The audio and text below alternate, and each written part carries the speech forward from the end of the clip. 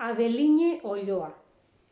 Abeline Olloa basoan bizi zen etxe txiki batetan.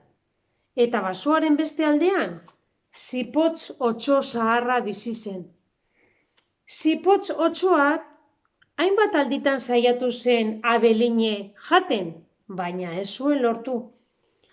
Egun batetan, triku bat agertu zen Abelineren etxean, oso larri. Zipotz otsoak nire eskutaleko aurkitu du eta ez dakit nora joan. Kok. Nire etxea oso txikia da, baina egon lasai, aurkituko dugu eta konponbideren bat. Ohol batzuk, hiltze sorta bat eta hara, babestoki berria egin zuen.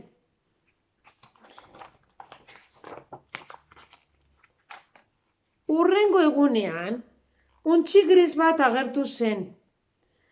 Zipotz otsoak nire gordelekoa txikitu du, bakarrik nago, eta ez dakit nora joan.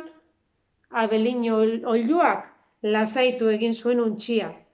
Oholak eta hiltzeak hartu, eta untxiarentzako beste babesleku bat egin zuen. Hurrengo egun batean, katagorri bat iritsi zen beldurra jota, eta mika bat, eta sagu bat, eta azkonar bat ere joan zitzaizkion. Otso gris zaharrak euren etxetatik bota zituen guztiak. Abeline Olloak irribarre gozo batez hartu zituen denak, eta babestoki berri bat egin zion animalia bakoitzari. Baina, egun batetan, zipotz otsoa joan zen Abelineren etxera. Kaixo, egun on, Abeline! Zer nahi duzu, zipotz?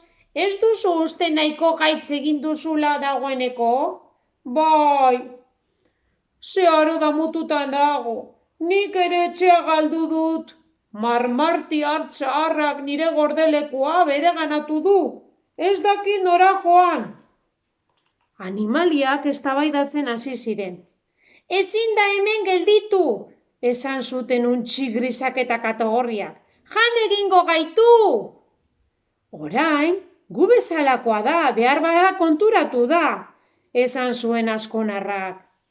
Konfiantza apur bat beharko genuke, esan zuen sagu txikiak. Abelinek denen iritziak kontutan hartu eta esan zuen, entzun zipotz, nire etxean bizi gara lasai eta pozik, eta ez diogu inori minik egiten. Zuk horrela egoten bazara, geratu alzara, baina bestela ez, Zipotz otsoak baietz esan zuen, eta barkamena eskatu zien animaliei banan. Eta denek elkarrekin oholak eta hiltzeak hartu, eta otsoarentzat babestoki bat egin zuten. Negua pasatu zenean, marmarti hartz zaharrak otsoaren gordelekua utzi zuenean ere, otso gris zaharrak Abelineren etxean jarraitu zuen, adiskide berriekin batera. Orain, zipotz otsoa pospozik bizi da bere lagunekin. Etxea gero eta handiagoa da. Abeline bihotz handiko oilandak behartsuak hartzen baititu gaur egun ere. Eta hau horrela bazan ala ez bazan, sardadilla kalabazan. Eta atera, Larrabetxuko plazan. Agur!